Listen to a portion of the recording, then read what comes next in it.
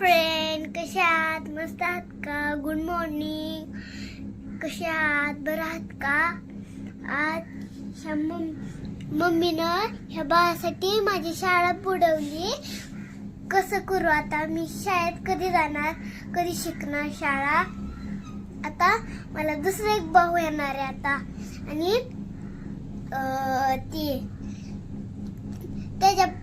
ती पण बाळासाठी सुट्टी देणार आहे मम्मी. अरे म्हणजे लेकरा जन्म द्यावा म्हणते मी, आणि तुला शाळेला सुट्टी भेटावा असं वाटतंय का नाही? अरे शाळा शिकणं लय गरजेचं आहे, तसं नसतंय काय पण बोलती. Hi friend, good morning. तर काम वगैरे उरकलेलं आहे. तर आमचं बाळ काय करतंय माहिती का? तर सर्वांचंच बाळ तसं करतंय. बाळ काय करतंय, रात्रीच्याला जागरण करती आणि दिवसा झोपा काढती, असं करती है ना? रात्री जागरण करते आणि दिवसा झोपते. आता सध्या झोपलेली आहे. तर आज म्हणजे ते मंगळवारी तिचा जन्म झाला होता. तर मैत्रिणींनो, तुम्हाला काय वाटतं बरं? काय नाव ठेवावं? असं छान छान काहीतरी नाव सुचवा बरं. आता तिसऱ्या जन्म दिवशी आता आमच्या बाळाचा बर्थडे. हा, लगेच बर्थडे. बर्थडे आता नाही, पुढच्या वर्षी. आता तुझा बर्थडे आलाय फेब्रुवारी महिन्यात. मोठा बर्थडे बाळासोबतच करणार गावाकडं. गावाकडं झोका देते का तू? पायाने पायाने नसतं द्यायचं झोका, हाताने. हाताने द्यायचं असतं.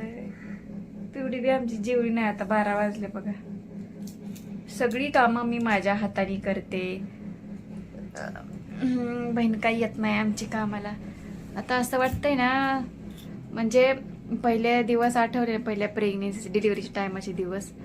तर नग वाटतात बाबा. लेकरं काय नाही करायला कोणी नसल्यामुळं नग वाटतंय, असं होतंय. कशाच काय, सासूला आमच्या 2 दिवस बोलवलं होतं स्वयंपाक वगैरे करायला. इथं किती जण आहे आम्ही 3 जणी, तिचे पप्पा 4 जीव सोडून आमची म्हातारी. सासू आली नाही आमची. हा, सासू आली नाही आमची करायला. कसं काय कायच्या सासू लय भारी असते, लय माया करते सुनाची. ही जाऊ द्या, काळ म्हणजे हे पण दिवस निघून जातील असं वाटतंय मला. हे का नाही पिवडे? आज काय नाही, आज स्पेशल दिवस. घरात बसून बसून काय व्हिडिओ काढायला बोर होतंय बाबा. घरात बसून बसून काय, तिला फिरायला जाऊ वाटतंय. आता आमच्या बाळाला 1 महिना झाला म्हणायचं, होऊन गेला. अजून 6 महिना झाला नाही. कसं फिरायला जावं? हा, फिरायला जाता येत नाही आमची. पण आमचं बाळ ना टीव्ही जास्त बघतंय. तर खाटावर टाकलं ना, आणि तिथं टीव्ही आहे ना, तिकडं मुडकं करून करून अशी टीव्ही बघतील. हुशियार राहिली माझं बेबी. किती 3.5 पेक्षा पण जास्त, 3 किलो 600 ग्रॅमचं भरलं. वेट जास्त होतं, त्याच्यामुळे सरकारी दवाखान्यात काय डिलिव्हरी झाली नाही.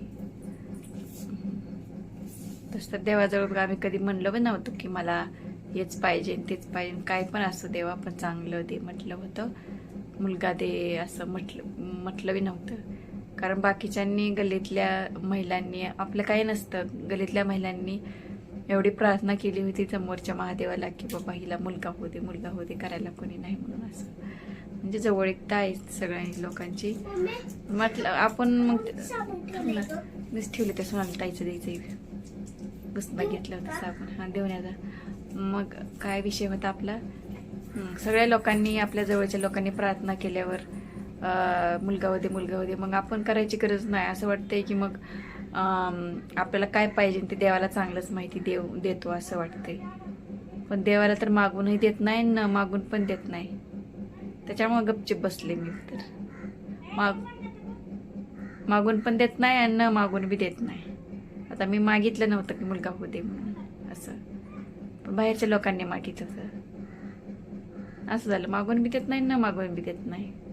त्यामुळे काहीच नाही, गपचिप बसले होतं.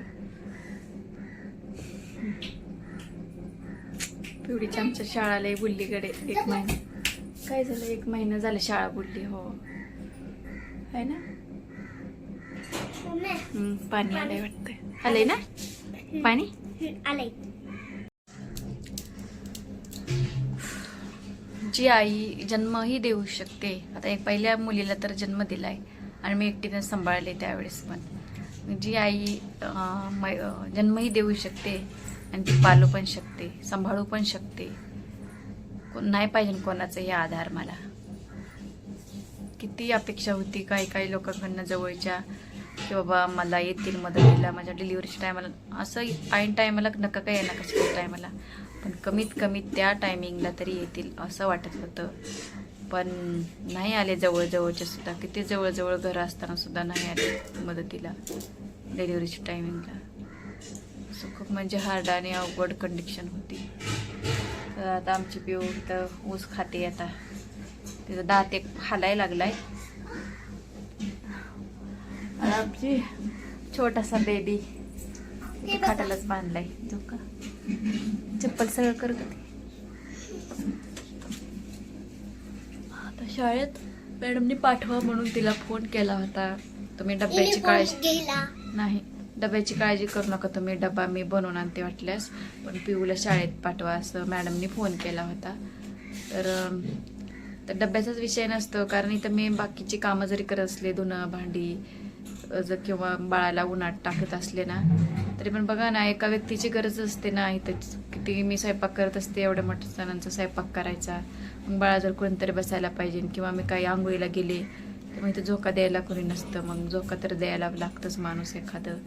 पण असं बाबा घरच्यांनी असं विचारही केला नाही, हिला कुणीच नाही बाबा आपण मदत करावं असं काहीच म्हणजे वाटलं नाही त्यांना.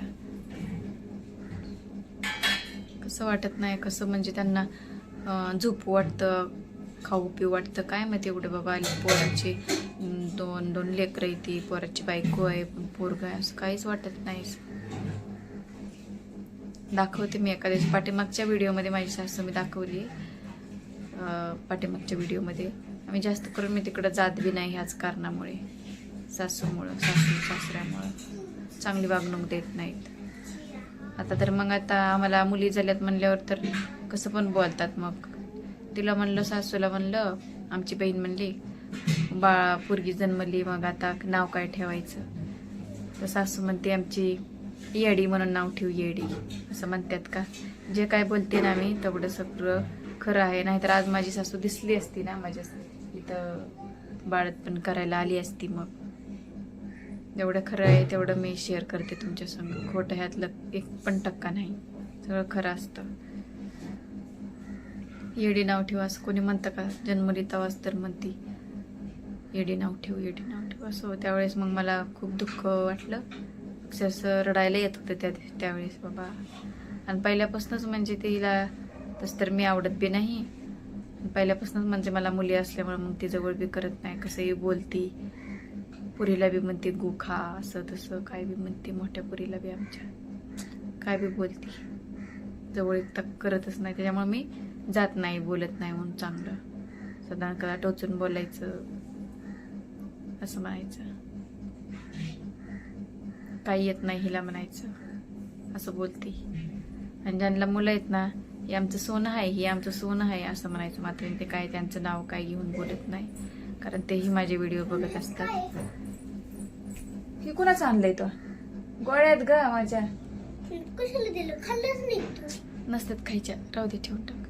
ज्यांना मुलं आहेत मग त्यांना चांगलं बोलायचं. तर काही नाव घेऊन ग बस, नाव घेऊन बोलत नाही मी, कारण ते व्हिडिओ बघते राग येत असतो.